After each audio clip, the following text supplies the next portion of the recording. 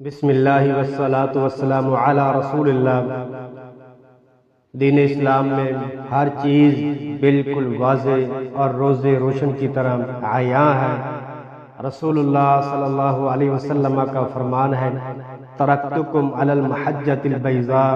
لیلها کنہارها، کہ میں تمہیں ایک ایسا روشن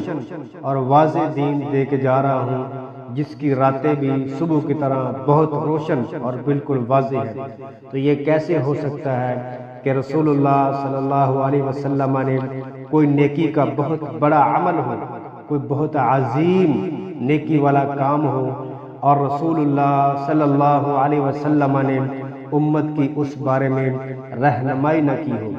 تو ہم دیکھتے ہیں کہ جشن عید میلاد، جس کو بہت بڑا نیکی کا ذریعہ سمجھا جاتا ہے اور اس کے بہت زیادہ اپنے تئیں فضائل بیان کیے جاتے ہیں، اسے ایمان اور کفر کا معیار قرار دیا جاتا ہے، اور جشن نہ منانے والوں پر طرح طرح کے الزامات لگائے جاتے ہیں، زبانیں دراز کی جاتی ہے، طرح طرح کی باتیں کی جاتی ہیں۔ تو ہم دیکھتے ہیں کہ رسول اللہ صلی اللہ علیہ وسلم کی نیکی کے تصور کے بارے میں اور نیک عمل کے بارے میں کیا ہدایات ہیں۔ تو چلیے ہم جائزہ لیتے ہیں رسول اللہ صلی اللہ علیہ وسلم نے کیا فرمایا ہے۔ نبی کائنات علیہ الصلاۃ والسلام کی بہت ہی اہم حدیث مبارکہ ہے، فرمایا، کل امتی یدخلون الجنہ الا من ابا، میری ساری کی ساری امت جنت میں جائے گی، لیکن وہ جنت میں نہیں جائے گا جس نے خود جنت میں جانے سے انکار کر دیا۔ قیل ومن یأبی یا رسول اللہ، اصحاب رسول نے بڑے تعجب سے یہ پوچھا، اے اللہ کے رسول، بھلا جنت میں جانے سے کون انکار کر سکتا ہے؟ تو آپ نے فرمایا، من اطاعنی دخل الجنہ ومن عصانی فقد ابا، جس نے میری اطاعت کی، فرما برداری کی، میری اتباع کی، وہ جنت میں جائے گا، لیکن جس نے میری نافرمانی کی فقد ابا،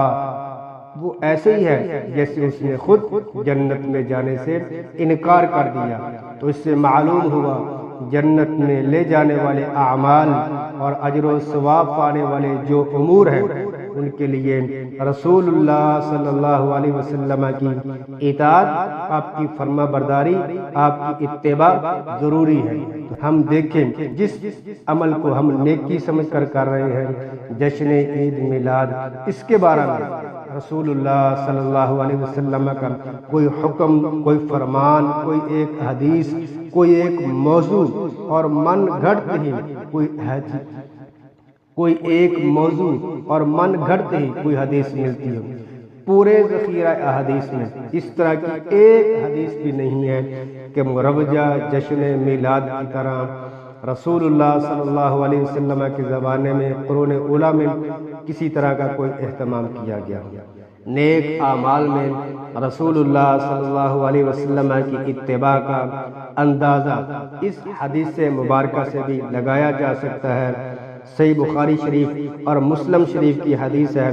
ایک دفعہ اللہ کے نبی صلی اللہ علیہ وسلم مسجد میں تشریف فرماتے، ودخل رجل، ایک صحابی رسول بھی آتے ہیں، اور وہ نبی علیہ السلام کی موجودگی میں آپ کے سامنے نماز ادا کرتے ہیں۔ نماز ادا کرنے کے بعد فسلم علیہ، وہ آپ کو سلام عرض کرتے ہیں، آپ انہیں سلام کا جواب ارشاد فرمانے کے بعد انہیں یہ فرماتے ہیں، ارجع فصلی فإنک لم تصلی، آپ واپس جا کے نماز پڑھیں، آپ نے نماز پڑھی نہیں۔ اس نے پھر اسی طرح نماز پڑھی، پھر آ کے سلام کیا، آپ نے پھر وہی فرمایا کہ آپ واپس جا کے نماز پڑھیں، نماز آپ نے پڑھی نہیں۔ اس نے تیسری دفعہ پھر نماز پڑھی اور پھر آپ کو سلام کیا، اور آپ نے پھر وہی فرمایا کہ واپس جائیں، جا کے نماز پڑھیں، فإنک لم تصلی، آپ نے نماز پڑھی نہیں۔ اس نے آپ کے سامنے رکوع کیا تھا، سجدہ کیا تھا، تسبیحات پڑھی تھی، بڑے اہتمام سے نماز پڑھی تھی، اور یقیناً پہلے کی بنسبت دوسری بار اس نے بہت بہتر نماز پڑھنے کی کوشش کی ہوگی، اور تیسری دفعہ اس نے انتہائی اہتمام کے ساتھ اور جتنا ہو سکتا تھا اس نے بہتر سے بہتر نماز پڑھنے کی کوشش کی ہوگی، لیکن اس کے باوجود آپ نے تینوں دفعہ یہی فرمایا کہ آپ واپس جا کے نماز پڑھیں۔ نماز پڑھی نہیں۔ کیوں نہیں پڑھی تھی؟ کیونکہ وہ سنت کے مطابق نہیں تھی، آپ کا طریقہ نہیں تھا۔ جب انہیں یہ یقین ہو گیا کہ اب اس سے بہتر میں نماز نہیں پڑھ سکتا، تو پھر انہوں نے فرمایا والذی بعثک بالحق لا احسن غیرہ فعلمنی، اے اللہ کے رسول صلی اللہ علیہ وسلم، جس ذات نے آپ کو دین حق دے کر مبعوث فرمایا ہے، میں اس سے بہتر نماز نہیں پڑھ سکتا، آپ مجھے خود تعلیم فرما دیجئے۔ تو پھر آپ نے انہیں نماز تعلیم فرمائی، وضو اچھا اور بہترین انداز سے کرنے کی تعلیم دی، قبلہ کی طرف کھڑے ہونے کی نصیحت کی، اور قرات کی تعلیم کی۔ ثم اقرأ ما تیسر معک من القرآن، جتنا ہو سکے تلاوت قرآن کی نصیحت کی۔ پھر انہیں اطمینان سکون سے ثم ارکع حتی تطمئن راکعا، اطمینان سکون سے رکوع کرنے کی نصیحت کی، اطمینان سکون سے سجدہ کرنے کی نصیحت کی۔ انہیں تمام نماز تعلیم فرمانے کے بعد فرمایا ثم افعل ذلك فی صلاتک کلھا،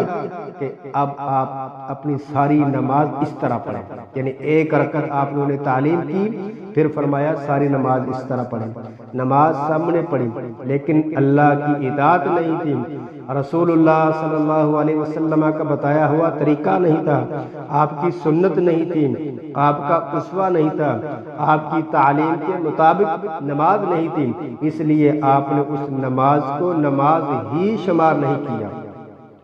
تو ایک ایسا عمل جو سرے سے ہی ثابت نہ ہو، جس کا وجود ہی نہ ہو، جس کی دین میں بنیاد ہی نہ ہو، جس کی اصل ہی نہ ہو،